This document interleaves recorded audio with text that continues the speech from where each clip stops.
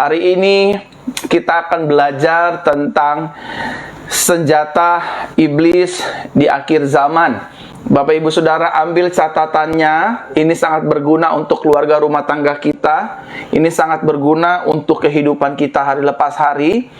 Karena saya percaya kita memang ada di dalam anugerah Tuhan Yesus Kristus, tetapi kita tidak boleh lupa ada iblis yang berjalan seperti singa yang mengaum, yang sedang mencari mangsa yang untuk siap ditelannya. Oleh karena itu, sekali lagi Bapak Ibu Saudara, ambil catatannya, ambil penanya, ambil note-nya untuk kita sama-sama belajar. Saya hanya ingin men-sharingkan, berbagi, tidak mengajari Bapak Ibu Saudara sekalian tanpa mengurangi rasa hormat.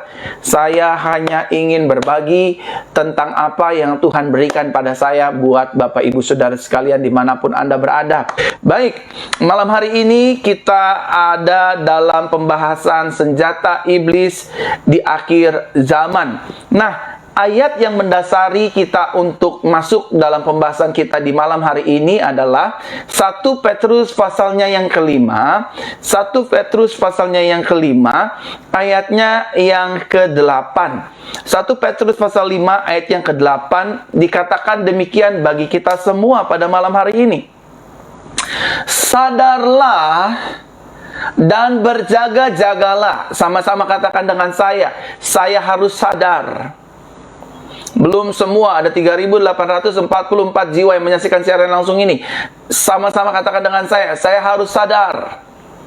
Dan saya harus berjaga-jaga. Di pertemuan yang lalu saya sudah sampaikan kita harus berjaga-jaga di dalam doa. Maksud dari ayat ini adalah itu Bapak Ibu Saudara. Saudara dan saya diminta oleh Tuhan yang pertama untuk sadar, yang kedua untuk berjaga-jaga. Berjaga-jaga di dalam doa. Saya lanjutkan Bapak Ibu Saudara ya. Karena lawanmu, si iblis, berjalan sambil mengaum seperti singa, mencari orang yang dapat ditelannya. Saudara dan saya, kata kitab suci, kita memiliki musuh, kita memiliki peperangan, kita memiliki pribadi yang ingin menelan, menghancurkan hidup saudara dan saya. Kata firman Tuhan dalam 1 Petrus 5 ayat 8, sadarlah dan berjaga-jagalah, karena lawanmu si iblis berjalan sambil mengaum seperti singa mencari orang yang dapat ditelannya. Jadi apabila ada anak Tuhan yang dengan sengaja malas berdoa, malas pergi ke rumah Tuhan, malas baca firman Tuhan, tanpa dia sadari, tanpa dia mengerti, dia sedang membuka dirinya untuk diterkam oleh singa. Saudaraku terkasih dalam Tuhan, iblis selalu mengcopy paste apa yang Tuhan buat. Karena iblis selalu ingin menjadi Tuhan. Iblis selalu ingin disembah, ingin dipuji, tak tertandingi. Yesus adalah singa dari Yehuda. Iblis mengkopi apa yang Yesus lakukan. Makanya iblis juga dijuluki seperti singa yang mengaum-ngaum. Tetapi iblis adalah singa yang ompong, singa yang tidak punya otoritas, singa yang sudah ditaklukkan, dikalahkan, terkutuk di atas kayu salib 2000 tahun yang lalu ketika Yesus berkata di atas kayu salib, sudah selesai. Singa yang dimaksud dalam firman Tuhan ini adalah singa ompong. Iblis adalah singa yang sudah tidak berkuasa lagi terhadap hidup orang percaya. Tetapi apabila kita sebagai orang percaya, orang Kristen, dengan sengaja tidak suka berdoa, tidak suka baca firman, tidak suka bersekutu dengan Tuhan, tanpa dia sadari, dia sedang membuka pintunya, dia sedang membuka dirinya, dia sedang membuka rumah tangganya, dia sedang membuka seluruh aspek kehidupannya untuk dihancurkan, untuk ditelan oleh singa yang dimaksud iblis tersebut. Oleh karenanya Bapak Ibu Saudaraku terkasih dalam Tuhan, saya, Pastor Verona, ingin menyampaikan kepada Bapak Ibu Saudara siapapun yang menyaksikan siaran langsung ini. Saya sampaikan firman Tuhan yang singkat-singkat saja. Saya sampaikan firman Tuhan yang mudah untuk kita cerna, mudah untuk kita lakukan, down to earth. Oleh karena itu Bapak Ibu Saudara sekalian, mari kita simak firman Tuhan malam hari ini baik-baik. Firman Tuhan mengajarkan kita untuk berjaga-jaga dan berdoa. supaya iblis tidak bisa menyerang kita. Memang betul kita hidup dalam anugerah Tuhan.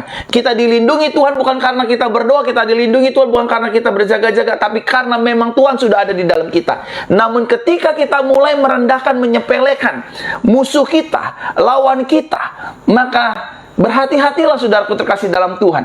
Cobaan demi cobaan, serangan demi serangan akan datang menimpa hidup saudara dan saya. Nah, ayat selanjutnya Bapak Ibu Saudaraku terkasih dalam Tuhan. Firman Tuhan mengatakan yang pertama tadi, dia adalah musuh kita.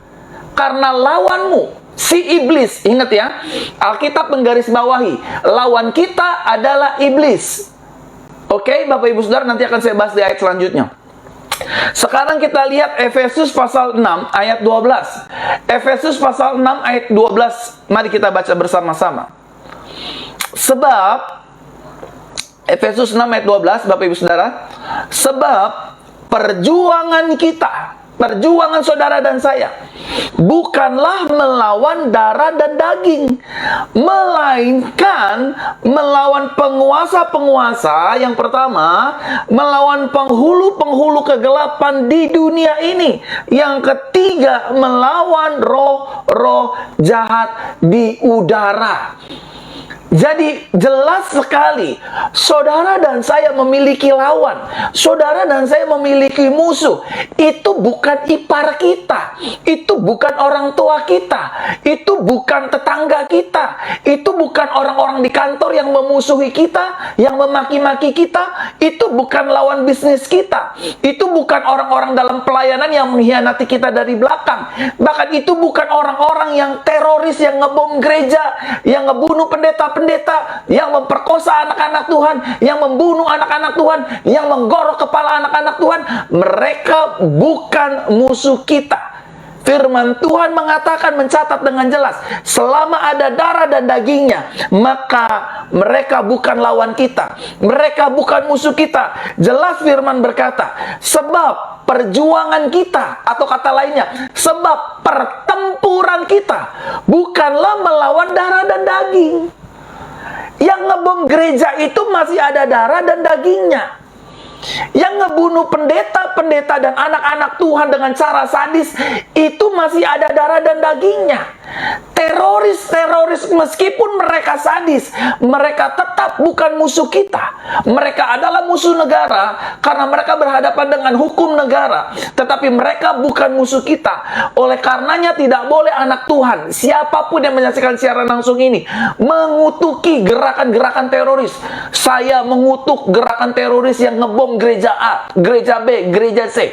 Kita tidak diminta oleh Tuhan Yesus Kristus untuk membalas kejahatan dengan kejahatan. Suka atau tidak suka, mau atau tidak mau, kita harus melakukan seperti apa yang Yesus lakukan.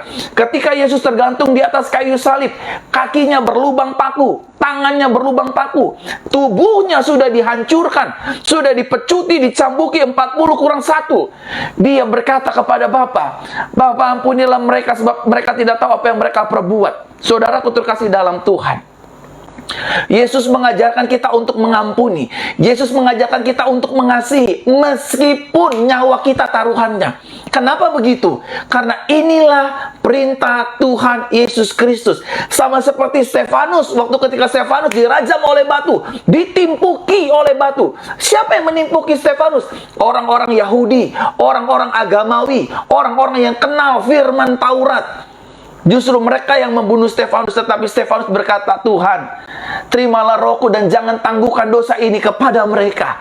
Ampunilah mereka, sebab mereka tidak tahu apa yang mereka perbuat. Kalau hari-hari ini hidup saudara dan saya direndahkan orang, hari-hari ini hidup saudara dan saya difitnah banyak orang, hari-hari ini hidup saudara dan saya dihianati banyak orang, hari-hari ini kita ditusuk dari belakang, pelayanan kita diomongin banyak orang, bahkan yang ngomongin pelayanan kita adalah pendeta itu sendiri, gembala itu sendiri. Fokus saudaraku terkasih dalam Tuhan, kita tidak diminta oleh Tuhan untuk membalas kejahatan mereka dengan kejahatan. Saudara dan saya diminta oleh Tuhan mengerti firman Tuhan ini. Mereka bukan musuh kita, karena mereka masih ada darah dan dagingnya. Tapi Pak, saya sudah dizolimi Pak, tapi gereja saya sudah dibakar Pak, saya tidak boleh membangun gereja di wilayah saya Pak, saya dilarang membangun gereja Pak, saya nggak boleh untuk buat persekutuan di rumah saya, Pak, dilarang sama RT-nya, dilarang sama orangnya, dan lain sebagainya. Saudaraku terkasih dalam Tuhan, jangan turun tangan. Ketika kita angkat tangan, maka Tuhan yang akan turun tangan, membela kita, menolong kita, memberkati hidup kita, dan membawa kita dari kemenangan kepada kemenangan yang ajaib. Oleh karena itu, saudara, saya juga belajar mengikuti apa yang Tuhan Yesus ajarkan. Makanya ketika beberapa waktu yang lalu, ada serangan teroris di Makassar, ada bom menyala, meledak di katedral. Saya tidak ikut-ikutan gerakan mengutuki. Saya mengutuki gerakan teroris. Enggak. Justru saya langsung mention Pak Mahfud MD sebagai menteri. Saya mention Pak Yakut sebagai menteri agama, bahwa mengutuki bukanlah solusi, melainkan kita berdoa memberkati agar keluarga-keluarga pelaku disadarkan oleh Tuhan, sehingga keluarga yang ditinggalkan diberkati oleh Tuhan. Saudaraku terkasih dalam Tuhan, ini memang tidak mudah, tetapi bisa kita lakukan. Karena yang pertama, ada anugerah Tuhan. Yang kedua, ada Roh Kudus yang menuntun dan membimbing kita. Sekali lagi, firman jelas berkata, perjuangan kita, pertempuran kita, perkelahian kita, kata Efesus 6 ayat 12, bukanlah melawan darah dan daging, melainkan melawan penguasa-penguasa, melawan penghulu-penghulu kegelapan di dunia ini, dan melawan roh-roh jahat di dunia ini. Saudara, kalau kita diomongin banyak orang hari-hari ini, kalau kita difitnah orang hari-hari ini, kalau kita dijelekkan orang hari-hari ini, kalau kita direndahkan banyak orang hari-hari ini, wah, dia mah dulunya bekas pelacur, dia mah dulunya bekas orang nakal, dia mah dulunya bekas, aduh, orang nggak bener, udah deh jangan berteman sama dia, dan lain sebagainya. Saudara jangan berkecil hati, saudara jangan marah, saudara diam saja, saudara jangan balas, karena mereka bukan musuh kita. Amin. Mereka bukan lawan kita. Lawan kita adalah behind the man. Di balik manusia itu harus kita doakan, harus kita hardik, harus kita tengking, harus kita hancurkan. Yang setuju sama-sama katakan dengan saya, amin. Amin, Bapak Ibu Saudara. Nah, Bapak Ibu Saudaraku terkasih dalam Tuhan, harus kita ketahui, Bapak Ibu Saudara, bahwa firman Tuhan mencatat iblis adalah pembunuh manusia dari sejak semula. Sekali lagi saya sampaikan bagi Bapak Ibu Saudara, ingat baik-baik, saudara yang suka pergi ke dukun, saudara yang suka pergi ke paranormal, saudara yang suka pergi ke kuburan, nanya orang-orang pintar, nanya ilmu-ilmu peramal, ilmu-ilmu terawang, dengerin baik-baik ini. Firman Tuhan mencatat dalam Yohanes 8 ayat 44 bahwa iblis dari semula adalah pembunuh manusia. Jadi buat saudara yang hari-hari ini, wah, saya punya ilmu kebal, saya punya ilmu kebatinan, saya punya ilmu hitam, saya punya ilmu pelet, saya punya ilmu guna-guna, saya punya susuk, saya punya santet, saya punya ilmu-ilmu banyak. Saudaraku terkasih dalam Tuhan, hati-hati. Firman Tuhan, Alkitab saya mengajarkan bahwa iblis adalah pembunuh manusia dari sejak semula. Siapa yang iblis bunuh? Yang iblis bunuh adalah Adam, saudara. Adam mengalami keterpisahan dengan Tuhan. Adam mengalami kematian dalam tubuhnya, terkutuk untuk selama-lamanya. Oleh karena itu, saudaraku terkasih dalam Tuhan, berhati-hatilah apabila hari ini saudara pernah bersekutu dengan iblis, pernah bersekutu dengan setan, dengan roh peramal, pernah pergi ke dukun, pernah pergi ke paranormal, menanyai ramalan-ramalan nasib dan lain sebagainya. Minta didoakan untuk dagangannya laris, usahanya laris. Hati-hati, saudara. Firman yang mengatakan bukan dari saya hanya menyampaikan sebagai wakil Kristus Yesus lewat mulut saya. Hati-hati, saudara. Iblis awalnya kerja, dia mengiming-imingkan segala sesuatu. Kita kaya, kita diberkati, kita sehat. Tetapi ingat, di ujung sana iblis tidak pernah kerja gratisan. Dia akan menuntut nyawa kita, dia akan meminta keturunan kita, dan dia akan menghancurkan hidup kita. Dan yang paling parah, dia memisahkan kita dari kasih Kristus. Saudaraku terkasih dalam Tuhan, sebagai sahabat, sebagai gembala, sebagai pendeta, saya ngomong dari hati saya yang paling dalam buat Bapak Ibu Saudara sekalian, jangan pernah pergi ke setan mulai hari ini. Jangan lagi pernah pergi ke orang pintar, jangan pernah lagi pergi ke ramal, jangan lagi pernah minta tolong sama dukun. Tutup mata, lipat tangan, berdoa kepada Yesus. Yesus tolong saya, maka Yesus akan menolong saudara.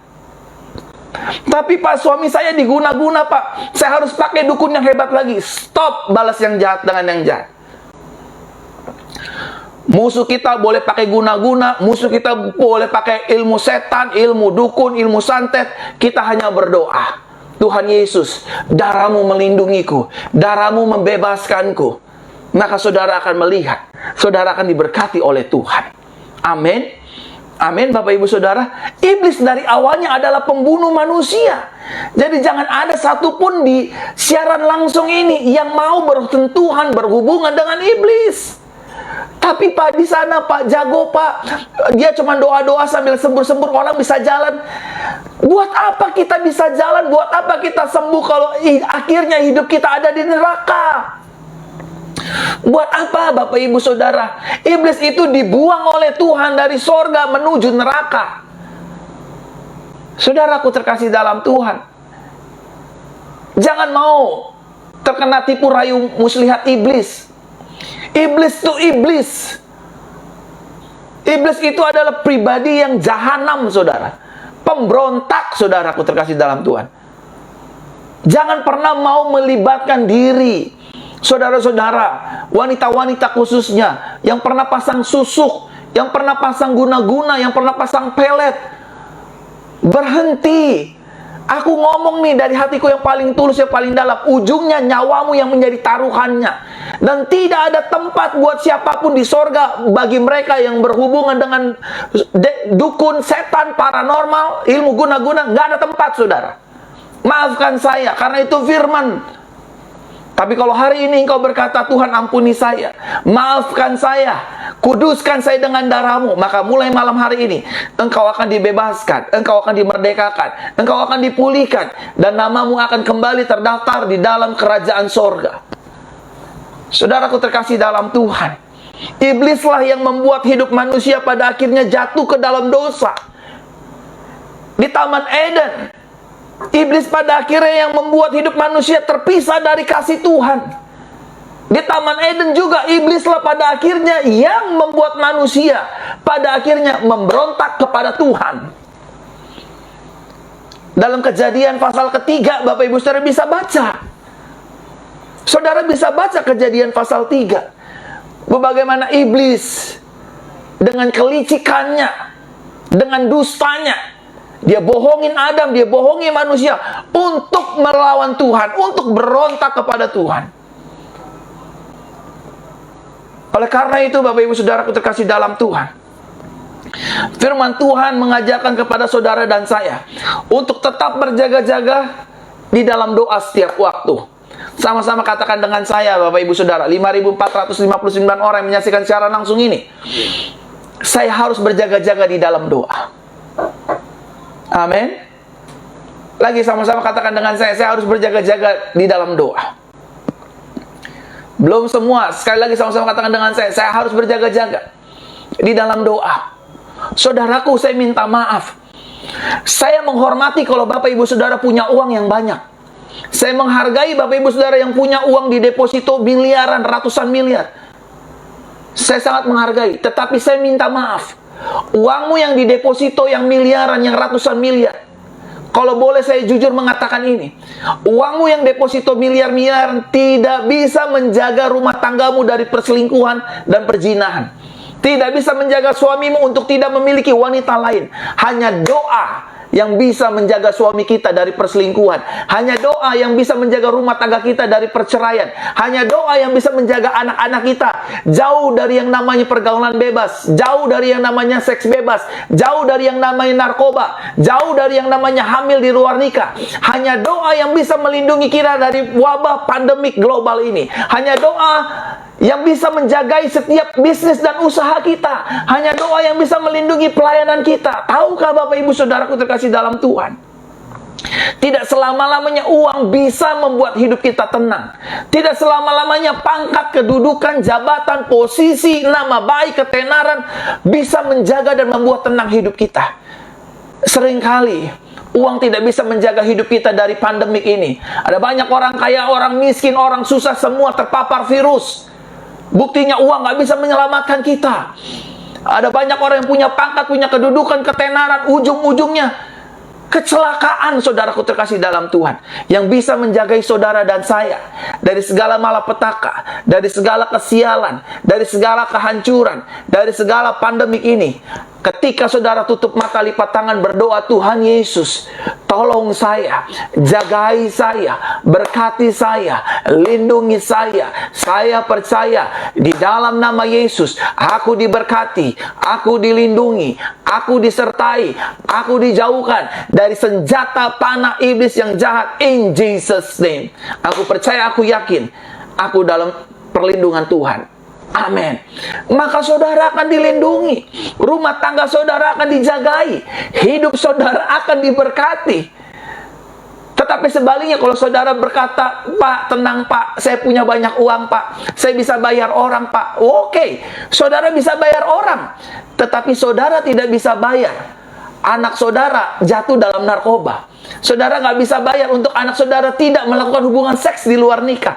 Uang saudara boleh banyak, saudara boleh orang terkenal di bangsa ini ataupun di bangsa-bangsa lain, tetapi ketahuilah, engkau tidak bisa bayar bodyguardmu untuk menjagai suamimu untuk tidak melakukan chatting-chatting mesum dalam handphonenya.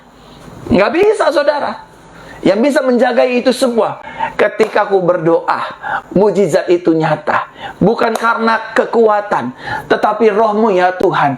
Ketika aku percaya dan aku berdoa, mujizat Yesus itu nyata. Sekali lagi, sama-sama katakan dengan saya harus berjaga-jaga, dan saya harus berdoa. Amin. Amin, Bapak Ibu Saudara. Terserah, kalau Bapak Ibu Saudara ingin mencobai Tuhan, silakan saja. Tenang Pak Pendeta, suami saya mah nggak mungkin tahu, saya pakai password, saya pakai, silahkan saja. Tapi saya mewakili Kristus, as a representative of Christ in the earth, as a spokesperson Jesus Christ in the earth. Aku ucapkan ini sungguh-sungguh dari hatiku. Hanya doalah yang bisa menjaga hidup kita. Tahu gak saudara, bisnis dan usaha kita itu ada banyak orang yang ingin melihat hancur. Tahu gak saudara, ada banyak orang yang ingin melihat rumah tangga kita hancur berantakan. Tahu gak saudara, orang di sekitar kita ada banyak ingin melihat pelayanan kita jatuh hancur, sehingga kita dihina, kita difitnah, kita direndahkan, kita dimaki-maki, dan kita dikutuk-kutuki. Dan yang bisa menjaga kita itu dari semuanya adalah ketika saudara dan saya, we pray and we pray daily. Kita berdoa setiap hari. Tuhan akan ada di pihak kita. Tuhan akan menjaga kita. Tuhan akan melindungi kita. Yang setuju, katakan amin. Nah, saya masuk dalam inti khotbah saya, Bapak Ibu Saudara. Dalam menyerang hidup orang percaya dan gereja Tuhan, ya, sekali lagi saya sampaikan, dalam menyerang hidup orang percaya serta gereja Tuhan, maka iblis menggunakan senjata. Sama-sama katakan dengan saya, iblis memiliki senjata. Iblis menggunakan senjata untuk menyerang orang percaya dan juga menyerang gereja Tuhan. Halo? Iblis punya senjata untuk menyerang hidup orang percaya dan juga menyerang gereja-gerejanya Tuhan. Nah, ini yang fokus kita malam hari ini akan belajar bersama-sama. Senjata iblis yang pertama dalam menyerang hidup orang Kristen dan juga gereja-gereja Tuhan. Mari kita lihat Bapak Ibu Saudara. Yohanes pasal yang ke-8 ayat yang ke-44. Sekali lagi, Injil Yohanes pasal 8 ayat yang ke-44. Dikatakan demikian, kamu berasal dari iblis sebagai bapakmu, dan kamu melakukan keinginan-keinginan bapamu. Ia sejak semula, maksudnya iblis sejak semula adalah pembunuh. He is a murderer. Dia adalah pembunuh dan tidak tinggal dalam kebenaran. Iblis tidak tinggal dalam kebenaran. Karena tidak ada kebenaran di dalam iblis. Ketika iblis berkata dusta, ia berkata dari dirinya sendiri. Karena iblis adalah pendusta dan bapa segala dusta. Senjata iblis untuk menyerang hidup orang Kristen dan gereja Tuhan, yang pertama senjatanya adalah dusta dan kebohongan.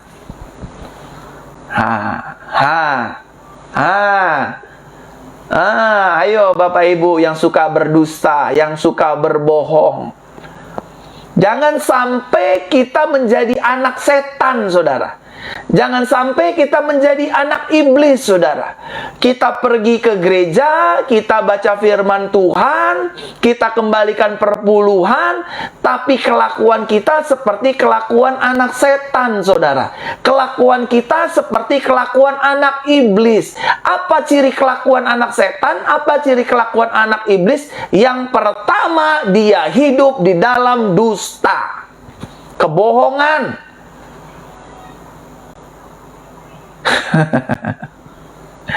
Ada suami-suami mungkin yang nonton siaran langsung ini, wah Pak Pendeta, firmannya kok begini banget sih? Masa saya nggak boleh bohong sih? Masa saya nggak boleh dusta? Enggak. Hanya ada di ajaran Nasrani, di Kristen, nggak ada dosa kecil, dosa besar. Sin is sin. Dosa adalah dosa. Senjata iblis pertama adalah dia coba ingin menyerang hidup anak Tuhan. Dia coba ingin menyerang hidup gereja Tuhan dengan yang namanya roh dusta, roh kebohongan. Manusia pertama kali diserang oleh iblis dengan senjata yang sama. Sebenarnya sih nggak ada yang baru senjata iblis. Dari zaman Kejadian sampai hari ini, hanya ada repetition aja, diulang-ulang. Iblis itu adalah pribadi yang tidak pernah menyerah untuk mencobai dan menjatuhkan hidup manusia.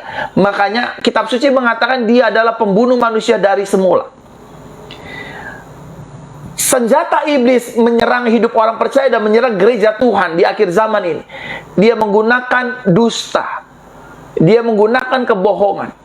Kejadian pasal 3 terjadi sebelumnya. Kita tahu Kejadian pasal 1 dan 2. Tuhan menciptakan Adam dan Hawa, menaruh mereka di Taman Eden, dan Tuhan bahkan berfirman, marilah kita menciptakan manusia segambar dan secitra dengan kita. Tetapi apa yang dilakukan iblis? Iblis melakukan manipulasi, mendustai Adam dengan perkataannya. Tuhan bilang, marilah kita menjadikan manusia segambar serupa dengan kita. Dan yang kedua, semua pohon dalam taman ini boleh kamu makan, kecuali buah pengetahuan yang baik dan yang benar jangan dimakan. Diraba saja jangan, nanti kamu mati. Apa yang iblis lakukan? Iblis coba mendustai Adam dan Hawa. Yang pertama, dusta iblis kepada Adam dan Hawa. Apabila kamu makan pohon ini, kamu tidak akan mati, tetapi kamu akan sama seperti Tuhan. Ini kan perkataan dusta, saudara.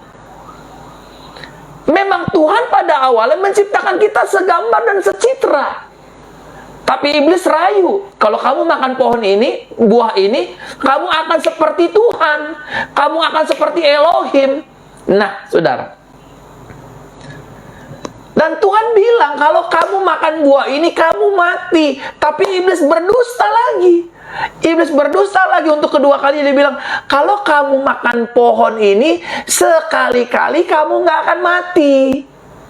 Nah, saudaraku terkasih dalam Tuhan, hari-hari ini iblis coba menyerang keluarga-keluarga orang percaya, rumah tangga orang percaya dengan dusta. Papa lagi di mana? Papa lagi rapat, Papa lagi meeting, Papa lagi tugas keluar kota. Nggak taunya, saudaraku terkasih dalam Tuhan, lagi di rumah wanita idaman lain. Nggak taunya lagi di rumah cem-cemannya. Nggak taunya lagi di rumah selingkuhannya. Tapi ngakunya sama istri, bilangnya, Papa lagi kerja di luar kota, Papa lagi kerja di Amerika, Papa lagi sibuk, Papa lagi bisnis. Nggak taunya lagi dipijitin sama piaraannya. Bapak Ibu Saudaraku terkasih dalam Tuhan, jangan sampai kita terpana terserang dengan senjata iblis yang pertama, yaitu dusta. Amin. Ini bukan hanya berlaku kepada bapak-bapak, tapi ini juga berlaku kepada ibu-ibu. Lagi ngapain, mah? Oh, mama lagi lihat menu resep masakan nih di Instagram. Nggak taunya dia lagi chatting-chatting sama cowok lain. Dia lagi dirayu sama cowok lain. Hai tante, tante kau cantik amat sih. Saya suka deh, Riko suka ngeliat tante. Terima kasih Riko. Tante lagi apa? Tante biasa lah, lagi di rumah, om lagi nggak ada. Padahal suaminya ada di belakangnya bilang, mama lagi apa? Oh ini pak, mama lagi lihat resep makanan, lagi lihat tutorial resep makanan di YouTube sama di Instagram. Padahal dia lagi chatting mesum sama selingkuhannya. Saudaraku terkasih dalam Tuhan, jangan sampai kita diserang dengan senjata iblis yang pertama dengan namanya dusta. Amin, saudaraku terkasih dalam Tuhan. Jangan pernah berdusta. Jangan, saudara. Satu kali Bapak Ibu Saudara saya mau bersaksi. Satu kali saya ditelepon oleh anak Tuhan. Dia ingin memberkati gereja Jesus Christ Church. Dia telepon saya. Dia bilang, Pak Pendeta, Pak Gembala, saya ingin memberkati gereja JCC. Saya nggak tahu Bapak Ibu Saudara, nominalnya itu besar sekali. Ada 100 juta Bapak Ibu Saudara. Ada 100 juta dia berkati gereja JCC. Tetapi masalahnya, istri saya nggak tahu, jemaat saya juga nggak tahu, pengerja gereja juga nggak tahu, tim penggembalaan inti saya juga nggak tahu. Nggak ada yang tahu semuanya, saudara. Yang tahu hanya saya, dia yang ingin memberkati gereja, jemaat yang ingin memberkati gereja, Tuhan dan setan. Saudara, ketika saya pegang uang 100 juta tersebut, saudara, saya bilang sama Tuhan, meskipun tidak ada yang melihat, meskipun tidak ada yang mengetahui, saya, Mario Verona, ya Tuhan Yesus, saya tidak mau berdusta, saya tidak mau ambil uang persembahannya Tuhan. Saya memang butuh uang, tetapi saya bukan pencuri dan maling. Saya mau nama Tuhan dipermuliakan. Saya serahkan uang ini ke Tuhan, karena memang ini untuk Tuhan. Saya tidak coba memanipulasi uang 100 juta ini. Saya potong menjadi 50 juta. Saya bilang, oh ada berkat dari Tuhan 50 juta untuk gereja. Saya tidak memanipulasi itu Bapak Ibu Saudara. Saya bilang sama Tuhan, semuanya ini saya akan informasikan ke jemaat, ke pengerja, ke gereja, bahwa ada berkat Tuhan senilai 100 juta untuk gereja. Dan saya tidak akan memanipulasi. Saudaraku, saya terima uang ini cash Bapak Ibu Saudara. Ini 100 juta Bapak Ibu Saudara boleh lihat. Rupiah, ini 100 juta rupiah. Dia berikan ke gereja, ini nominalnya. Dia berikan ke gereja. Dan tidak ada 1 sen pun saya ambil, saya potong.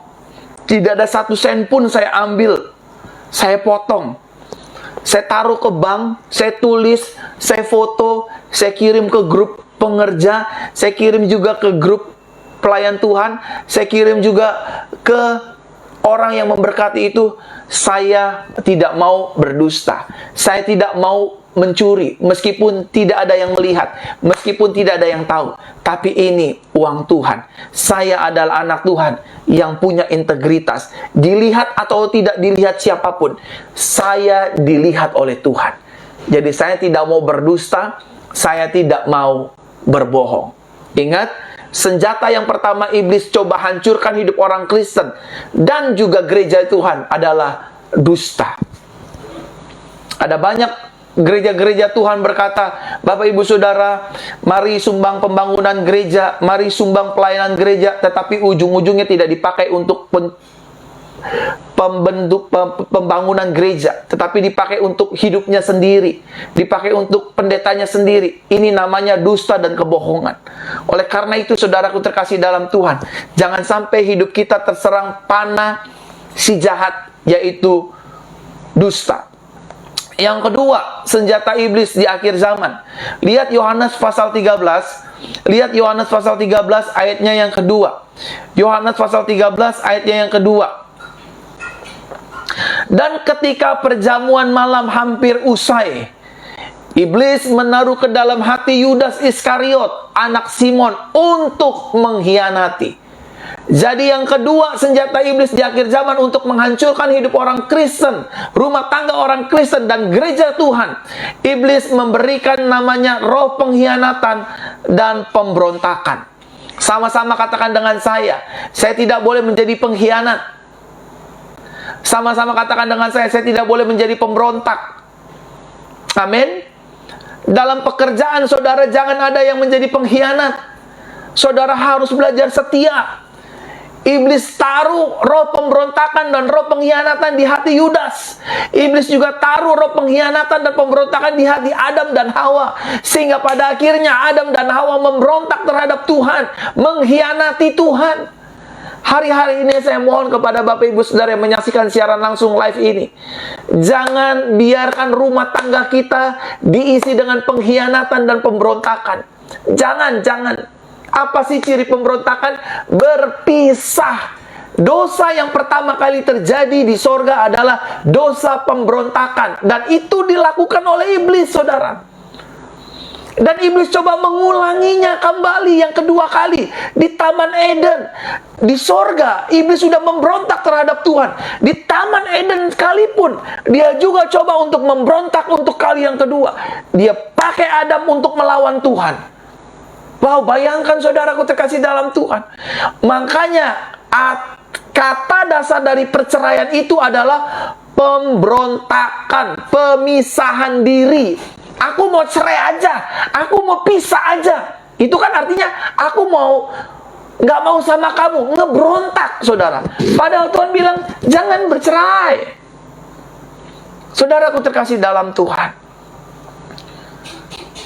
jangan sampai kita terkena panah iblis dengan panah pengkhianatan.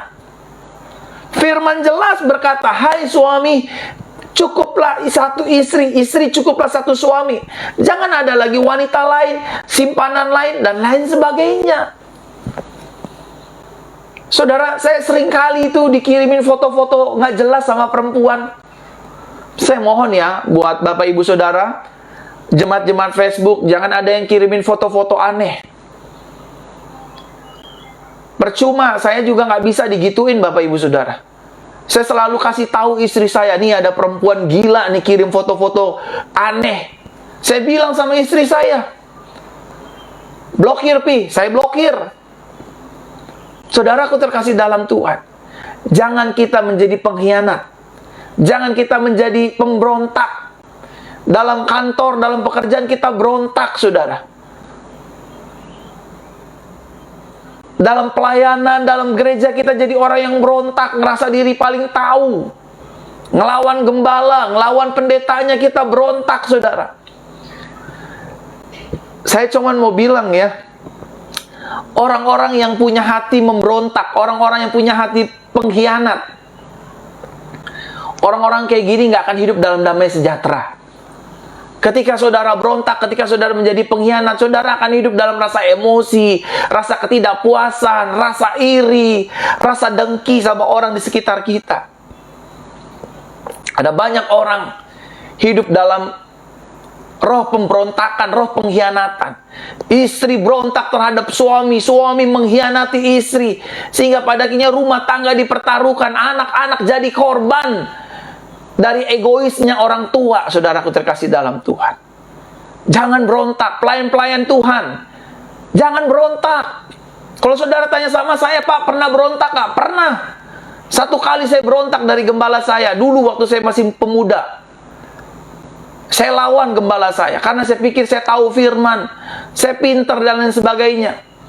Satu kali Tuhan sambangi saya dan dia berkata, kalau kamu tidak minta ampun sama gembalamu, kalau kamu tidak tunduk dengan gembalamu, kaki dianmu yang ada dalam hidupmu akan aku ambil. Wah, nangis saya, saudaraku terkasih dalam Tuhan. Saya baru mengerti apa itu gembala jemaat. Gembala jemaat adalah utusan Tuhan untuk menggembalakan hidup kita, yang mendoakan kita, yang mempertaruhkan nyawanya bagi kita. Tapi saya coba untuk melawannya. Saya coba untuk memberontak. Saya coba untuk mengkhianatinya. Dengan berbagai alasan dan alibi. Oh kan Pak Gembala begini, Pak Gembala begini, Pak Gembala begini. Ibu Gembala begini, Ibu Gembala begini. Saudara, setiap gereja, setiap pendeta, setiap gembala punya kekurangan, punya kesalahan. Tapi jangan biarkan diri saudara dikuasai dengan roh pemberontakan dan pengkhianatan. Karena apa yang engkau tabur itu yang akan engkau tuai. Amin, Bapak Ibu Saudara. Dalam hidup saya hanya cukup sekali memberontak. Saya diajar Roh Kudus, kamu jangan jadi seperti setan yang memberontak pimpinanmu, yang memberontak gembalamu. Dia punya kesalahan, dia punya kekurangan. Tugas kamu adalah melengkapi kesalahan dan kekurangannya dengan kebenaran-kebenaran firman Tuhan. Bukan dengan cara memberontak. Orang-orang yang bekerja di kantoran, saya ingin sampaikan, jangan berontak sama bosmu. Tetapi kita lihat dulu permasalahannya, apakah ini benar sesuai firman ataukah tidak. Kalau tidak sesuai firman Tuhan, berdoa sama Tuhan, minta bagaimana solusinya. Jangan lekas-lekas nanduk, jangan lekas-lekas nanduk, jangan lekas-lekas berontak. Istri-istri juga jangan lekas-lekas berontak. Firman berkata, hai istri-istri, tunduklah kepada suamimu, bukan tanduklah suamimu. Tapi sebaliknya bapak-bapak jangan semena-mena sama istri. Pelit ngasih duit, nggak kasih duit belanja, nggak kasih uang apapun. Pokoknya suami istri itu harus saling melengkapi. Jangan jadi pemberontak. Jangan jadi pengkhianat. Salah satu ciri anak setan adalah selain dia berdosa, dia juga hidup dalam pengkhianatan dan pemberontakan. Makanya kalau ada pelayan-pelayan Tuhan, pengerja-pengerja di gereja saya yang berontak sama saya diemin aja, saudara. Dia lagi lawan Tuhan. Dia lagi coba ingin melawan Tuhan, bukan lawan saya. Makanya saya diem aja, karena dalam hidup saya ada pengurapan. Urapan gembala, urapan Tuhan Yesus Kristus. Haleluya. Dan yang ketiga, Bapak Ibu Saudaraku terkasih dalam Tuhan, senjata iblis di akhir zaman. Coba lihat Wahyu pasal 2 ayat 20. Wahyu 2 ayat 20 dikatakan demikian. Namun aku berkata terhadap engkau mengenai beberapa hal, karena engkau mengizinkan wanita Isabel yang menyebut dirinya nabiah mengajar serta menggoda hamba-hambaku untuk melakukan percabulan dan memakan persembahan berhala. Senjata iblis yang ketiga di akhir zaman untuk menyerang gereja Tuhan, hamba Tuhan, pelayan Tuhan, jemaat-jemaat Tuhan, dan rumah tangga orang Kristen. Yang ketiga senjatanya adalah iblis coba menyerang kita dengan senjata perzinahan. Sama-sama katakan dengan saya, perzinahan. Baik itu perzinahan badani maupun itu perzinahan secara spiritual, secara roh. Makanya saudara lihat hari-hari ini banyak perzinahan terjadi di mana-mana. Udah nggak apa-apa kalau hari ini kamu nggak virgin. Ini kan bukan zaman Siti Nurbaya. Udah sex before married itu enak, living together itu enak. Lihat sekarang gaya anak muda berpacaran, Bapak Ibu Saudara. Udah melakukan hubungan seks di luar nikah, check in di hotel, waktu nggak ada papa mama, mulai raba sana raba sini, cium-ciuman, akhirnya hamil di luar nikah, terus gugurin. Saudaraku terkasih dalam Tuhan, firman Tuhan mengatakan dengan jelas, di akhir zaman ini orang akan kembali hidup sama seperti di zaman Nuh. Orang kawin mengawinkan. Makanya iblis coba menyerang dengan spirit of Isabel, roh perzinahan. Senjata ini diserangkan kepada hidup orang Kristen, rumah tangga orang Kristen, dan gereja-gereja Tuhan. Ada banyak hamba-hamba Tuhan, pendeta jatuh dalam perzinahan. Ada banyak pelayan-pelayan Tuhan jatuh dalam perzinahan. WL-nya sama pemain musiknya, pendetanya sama singernya. Banyak sekali saudaraku terkasih dalam Tuhan. Banyak sekali pendetanya sama sekretarisnya lah, asyernya sama pendoanya jatuh dalam perzinahan, saudaraku terkasih dalam Tuhan. Dan banyak sekali jemaat-jemaat juga jatuh dalam perzinahan, tetapi bukan perzinahan badani, melainkan perzinahan roh. Apa artinya perzinahan roh? Dia pergi ke dukun, dia pergi ke paranormal, dia pergi ke kuburan, dia pergi ke ramal tarot lah, ramal lampu bohlam. Dia tanya, bagaimana Mbah masa depan saya, bagaimana Bu pekerjaan saya, apakah pekerjaan saya laku, bagaimana jodoh saya bagaimana pasangan hidup saya. Dia tanya ke peramal.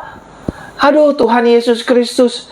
Iblis coba menyerang hidup orang Kristen hari-hari ini, gereja Tuhan hari-hari ini, dengan roh perzinahan. Berzina secara badani, berzina juga secara roh. Dia percaya ramalan-ramalan, dia percaya hari baik, hari kurang baik. Semua hari, kata firman Tuhan, itu baik. Kejadian 1 ayat 31, seluruh yang dijadikan Tuhan sungguh amat baik. Gak ada hari sial, saudara. Iblis yang buat hari sial, setan yang buat hari sial. Lihat hari-hari ini, laki-laki tidur dengan laki-laki, perempuan tidur dengan perempuan, laki-laki menikah dengan laki-laki, perempuan menikah dengan perempuan. Udah punya istri, punya anak, masih tidur sama laki-laki, padahal dia pria. Maafkan saya, dalam firman Tuhan ini saya tidak menghakimi siapapun, tapi ini nyata, saudara. Saya paparkan ini nyata. Spirit LGBT terjadi di mana-mana, dan ini lumrah saat-saat ini, dan ini melukai hati Tuhan. Saudara, puji Tuhannya, Tuhan udah berjanji, aku tidak akan lagi memusnahkan manusia, meskipun dari hati kecilnya itu jahat. Karena Tuhan sudah pernah memusnahkan manusia di zaman Nuh. Habis semuanya. Itu yang LGBT habis pada zaman Nuh. Yang lesbian, gay, biseksual, transgender itu di zaman Nuh habis, saudara. Dimakan dengan air bah. Tuhan marah. Tuhan menyesal menciptakan manusia model-model kayak begini. Karena firman Tuhan berkata, tubuhmu adalah bait Roh Kudus, bait Roh oleh Elohim, dan bukan milikmu sendiri. Bapak Ibu Saudara terkasih dalam Tuhan, kita udah hidup dalam anugerah Tuhan. Kita sudah hidup dalam anugerah Tuhan. Jangan lagi kita mau diperhamba oleh setan. Jangan lagi kita mau diperhamba oleh iblis atau dosa. Jangan, saudara. Jangan. Dan saya mau kasih tahu buat Bapak Ibu Saudara. Saya mau berbagi buat Bapak Ibu Saudara. Begini. Tentang perzinahan badani ya. Yang pertama tentang perzinahan seksualitas. Iblis, ini buat yang belum menikah ya. Buat yang belum menikah, dengerin saya baik-baik. Dengerin aku baik-baik. Iblis itu awalnya membujuk kita dengan cara coba-coba. Pegangan tangan, ya kan? Pegangan tangan, gandengan pundak, cium-cium pipi, lama-lama cium-cium bibir, lama-lama merangsang, lama-lama sex before marriage.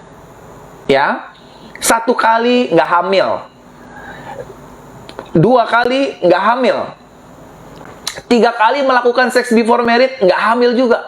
Wah, tenang aja, orang tua kamu nggak mungkin tahu kok, badan kamu masih still virgin, masih terlihat seperti anak perawan kok, nggak usah takut, terus aja lakuin hubungan seks sama pacar kamu, terus aja lakukan hubungan seks sama cowok kamu, sama cewek kamu, nggak bakal hamil kok, kan kamu pakai alat kontrasepsi, kamu kan pakai kondom, kamu kan pakai ngumpet-ngumpet. Melakirnya kita akan dibantai oleh iblis, sehingga pada akhirnya hidup kita akan dipermalukan oleh iblis. Jadi Bapak Ibu Saudaraku terkasih dalam Tuhan, jangan mau dirayu oleh setan. Awalnya melakukan hubungan seks pakai alat kontrasepsi, ujung-ujungnya akan hamil di luar nikah. Ujung-ujungnya akan membuat kita malu. Ma, saya hamil, ma. Pacar saya nggak mau tanggung jawab, ma. Pacar saya ninggalin saya, ma. Saya malu, ma. Anak ini harus diapain. Ujung-ujungnya dosa akan ditutup dengan dosa. Ujung-ujungnya udah aborsi. Papa udah malu, mama udah malu, aborsi aja udah. Akhirnya kita menutup kesalahan dengan kesalahan. Inilah trik iblis di akhir zaman. Dia coba menyerang hidup kita dengan seks badani. Nah, untuk yang sudah menikah, tadi yang belum menikah, ini yang untuk sudah menikah. Kalau kita nggak setia sama istri atau sama suami, awalnya iblis coba untuk merayu kita. Dosanya diam-diam, chattingan diam-diam, ya, chattingannya diam-diam, janjian diam-diam, ke hotel diam-diam, sex before marriage, ya kan, melakukan hubungan seks padahal kita udah punya suami, kita udah punya istri, seks sama orang lain, selingkuh sama orang lain. Tetapi ketika dosanya udah matang, kita melakukannya diam-diam. Dan ketika dosanya sudah matang, maka iblis akan mempermalukan kita di depan banyak orang, di seluruh halayak ramai. Sehingga pada akhirnya hidup kita stres, frustasi, dan iblis tuntut kita untuk bunuh diri. Kita dituntut untuk bunuh diri. Wah, sudah tidak ada yang pedulikan saya, sudah tidak ada yang care sama saya, sudah tidak ada orang yang mau menerima saya apa adanya. Akhirnya saya harus menceraikan istri saya, atau saya menceraikan suami saya, dan saya harus bunuh diri saja. Ada banyak rekan-rekan hamba Tuhan saya, ada banyak rekan-rekan pendeta yang awalnya ngumpet-ngumpet, chatting sama jemaatnya, chatting sama pengerjanya. Waktu dosanya sudah mulai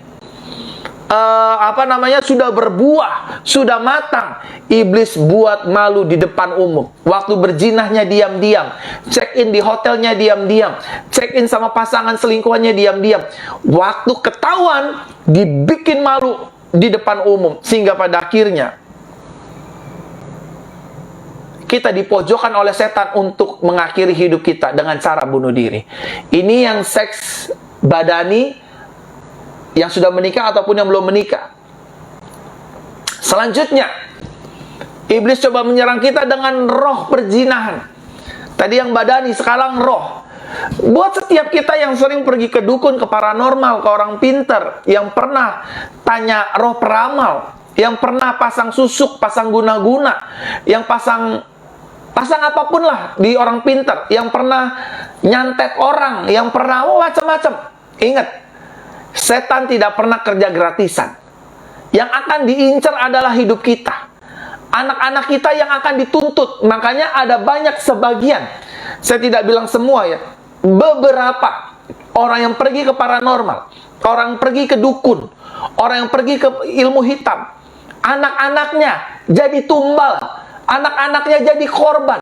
Makanya ada anak-anaknya yang bodoh, ada anak-anaknya yang mati, ada saja anak-anaknya yang ketabrakan. Bahkan ada anak-anaknya tuh keturunannya nggak bisa hamil, nggak punya anak karena kutukan itu. Ketika kita pergi ke iblis lewat dukun, lewat paranormal, saudara berarti harus siap menerima kutukan demi kutukan. Yang bisa menghilangkan kutukan saudara adalah kuasa darah Yesus, kuasa nama Yesus. Jadi oleh karena itu, Bapak Ibu Saudaraku terkasih dalam Tuhan, saudara harus bisa tetap bertahan untuk tidak hidup dalam perzinahan, roh Isabel. Dengan cara apa? Dengan cara menyadari anugerah Tuhan. Saya sudah diampuni Tuhan, saya sudah dibela Tuhan, saya sudah disertai Tuhan, saya nggak mungkin menyakiti Tuhan. Tubuh saya adalah tubuh bait Roh Kudus, bukan tempat perzinahan. Saudaraku terkasih dalam Tuhan. Dan yang terakhir senjata iblis di akhir zaman. Coba lihat 1 Yohanes 3 ayat 8 bagian A. 1 Yohanes 3 ayat 8 bagian A. Siapa yang berbuat dosa berasal dari iblis, karena iblis berdosa sejak semula. Senjata iblis yang keempat adalah dia selalu menebar dosa ke seluruh dunia. Makanya hari-hari ini perceraian dianggap biasa, perzinahan sebelum menikah dianggap biasa, laki-laki tidur dengan laki-laki dianggap normal, perempuan tidur dengan perempuan dianggap normal. Bahkan mereka menuntut haknya untuk menikah. Wanita dengan wanita ingin dinikahi, pria dengan pria ingin dinikahi dengan alasan hak asasi manusia. Benar, secara hak asasi manusia mereka memiliki hak. Tetapi jangan lupa, kita ada karena kita diciptakan Tuhan. Kita ada bukan untuk merusak citra Tuhan. Kita ada di dalam dunia ini untuk menjadi representative of Christ in the earth. Saudaraku terkasih dalam Tuhan, masih ada pintu anugerah, masih ada pintu maaf. Saya tidak sedang menghakimi siapapun. Saya hanya menyampaikan firman Tuhan. Berhenti melakukan dosa, berhenti berbuat dosa. Hidup kita sudah ada di dalam anugerahnya Tuhan. Kita sudah dipindahkan dari gelap menuju terang yang ajaib. Dari manusia celaka menjadi manusia yang diberkati. Dari manusia yang hidup dalam kutuk menjadi manusia yang sudah diberkati. Saudara dan saya adalah manusia yang sudah ditebus dari cara hidup yang sia-sia. Oleh karenanya Bapak Ibu Saudaraku terkasih dalam Tuhan, kita bukan lagi milik si jahat. Kita bukan lagi milik setan, tetapi hidup kita milik Kristus Yesus. Kiranya firman Tuhan ini memberkati kehidupan Bapak Ibu Saudara sekalian. Dan Bapak Ibu Saudara mengerti bahwa ada 4 senjata iblis di akhir zaman. Yang pertama, iblis menyerang kita dengan senjata yang namanya dusta. Yang kedua, iblis coba ingin menyerang hidup kita, gereja Tuhan dan orang percaya, dengan yang namanya roh pengkhianatan dan pemberontakan. Yang ketiga, iblis coba ingin menyerang hidup orang percaya atau hidup anak Tuhan atau rumah tangga orang Kristen dengan yang namanya roh perzinahan. Dan yang keempat, yang terakhir, iblis coba selalu menebar dosa dalam kehidupan kita. Nggak apa-apa kamu buat dosa. Nggak apa-apa kamu bercerai. Nggak apa-apa kamu abain istri kamu. Nggak apa-apa kamu nikah lagi. Nggak apa-apa kamu rebut laki orang. Nggak apa-apa kamu ambil suami orang. Nggak apa-apa kamu ambil istri orang. Nggak apa-apa, ini udah zamannya emang begitu. Harus ambil laki orang, kalau nggak lo nggak kawin. Lo harus ngambil istri orang, kalau nggak lo nggak kawin. Lo nggak punya bini, lo nggak punya suami. Nah, sehingga pada akhirnya dunia ini, benar apa yang dikatakan firman Tuhan, kita hidup kembali di zaman Nuh, kawin dan mengawinkan. Saudara terkasih dalam Tuhan, saya mengasihi dan menyayangi saudara. Saya siapkan materi ini karena saya mengasihi saudara. Hati-hati, iblis coba ingin menyerang rumah tangga kita. Iblis coba ingin menyerang hidup iman orang percaya. Tapi roh yang ada di dalam diri kita lebih besar dari senjata iblis. Namun saudara dan saya harus berjaga-jaga dalam doa. Amin. Amin. Bapak Ibu Saudaraku terkasih dalam Tuhan, kiranya firman yang singkat ini, yang sederhana ini dapat memberkati kehidupan Bapak Ibu Saudara terkasih dalam Tuhan. Amin. Untuk firman Tuhan